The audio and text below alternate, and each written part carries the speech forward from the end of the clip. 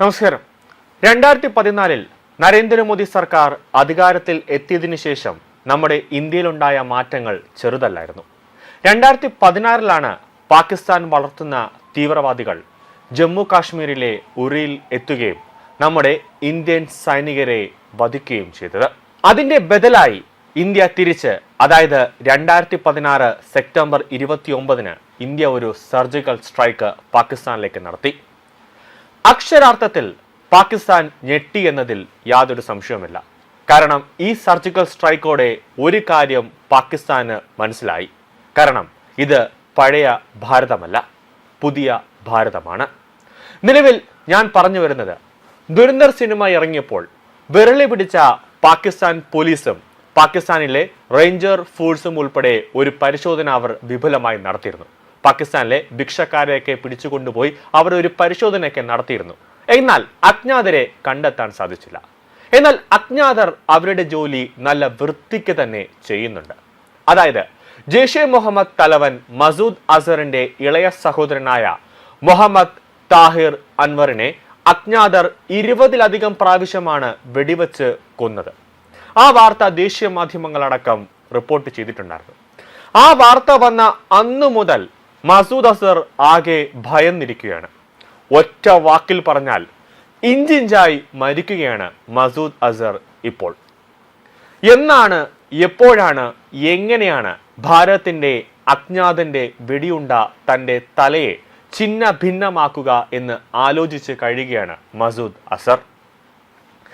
അസീം മുനീറിനും സംഘത്തിനും എന്നെ സംരക്ഷിക്കാൻ കഴിയില്ല എന്ന പൂർണ്ണ ബോധം മസൂദ് അസറിന് ഉണ്ട് എന്നതാണ് മറ്റൊരു പ്രധാന കാര്യം. ഓപ്പറേഷൻ സിന്ദൂറിൽ ആ സമയത്ത് മസൂദിന്റെ കുടുംബത്തിലെ എല്ലാ അംഗങ്ങളെയും ബ്രഹ്മോസിന്റെ അഗ്നിനാളം വിഴുങ്ങിയിരുന്നു. ശേഷിച്ച ഒരേ ഒരു ബന്ധുവിനെ ഇന്നലെ അജ്ഞാതർ വെടിയുണ്ട കൊണ്ട് അഭിഷേകം ചെയ്ത് കിടത്തിയിരിക്കുകയാണ്. തന്റെ പ്രിയപ്പെട്ടവരുടെ എല്ലാം ശവസംസ്കാരത്തിന് സാക്ഷ്യം വഹിക്കാൻ വേണ്ടി മാത്രമാണ് ഇതുവരെയായിട്ടും മസൂദ് അസറിനെ ഇപ്പോഴും ജീവനോടെ ഇരുത്തിയിരിക്കുന്നത്. അതുകൊണ്ടാണ് അജ്ഞാതർ ഇപ്പോഴും മസൂദ് അസറിനെ തൊടാതെ ഇങ്ങനെ വിട്ടിരിക്കുന്നത്. കൂടാതെ മരണം എത്രത്തോളം ഇവന്റെ അടുത്തെത്തിക്കഴിഞ്ഞുവെന്ന് ബോധ്യപ്പെടുത്താനും കൂടി വേണ്ടിയാണ് ഭാരതം ഇവനെ ഇങ്ങനെ നിർത്തിയിരിക്കുന്നത്.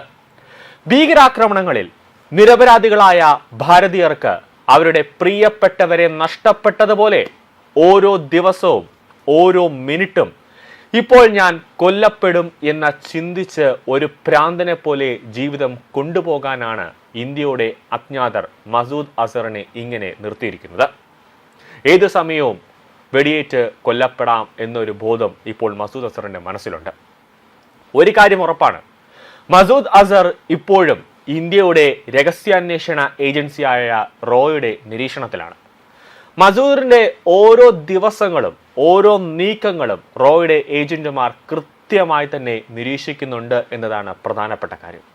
അതുകൊണ്ടാണ് മസൂദ് അസറിന്റെ ഇളയ സഹോദരനെ വരെ അജ്ഞാതർ വെടിയുണ്ട കൊണ്ട് കുളിപ്പിച്ച് കിടത്തിയിരിക്കുന്നത്. മസൂദ് അസർ കഴിഞ്ഞാൽ അടുത്ത ഇര എന്ന് പറയുന്നത് അസീം മുനീറാണ്. കാരണം ഇന്ത്യയെ തീർത്ത് കളയുമെന്നൊക്കെ ചെറിയ വാക്കുകൊണ്ട് ഇന്ത്യക്ക് നേരെ വലിയ ആക്രമണമൊക്കെ അയച്ചുവിടുമെന്നൊക്കെ ഓരോ ദിവസവും ഇന്ത്യക്ക് ഭീഷണി മുഴക്കുന്നുണ്ട്. അപ്പോൾ മസൂദ് അസർ കഴിഞ്ഞാൽ അടുത്ത ഇര എന്ന് പറയുന്നത് അസീം മുനീറാണ്. അതായത് നരേന്ദ്രമോദി സർക്കാർ ഭരിക്കുന്ന ഈ സമയങ്ങളിൽ കൊണ്ട് തന്നെ പാകിസ്ഥാനിലെ തീവ്രവാദത്തെ മുഴുവനും ഇവർ അജ്ഞാതരെ കൊണ്ട് തുടച്ച് നീക്കിയിരിക്കുക തന്നെ ചെയ്യും. ആ ഒരു ശബ്ദമാണ് എടുത്തിരിക്കുന്നത്. അത് പൂർത്തിയാക്കുക തന്നെ ചെയ്യുമെന്നതാണ് പ്രധാനപ്പെട്ട കാര്യം.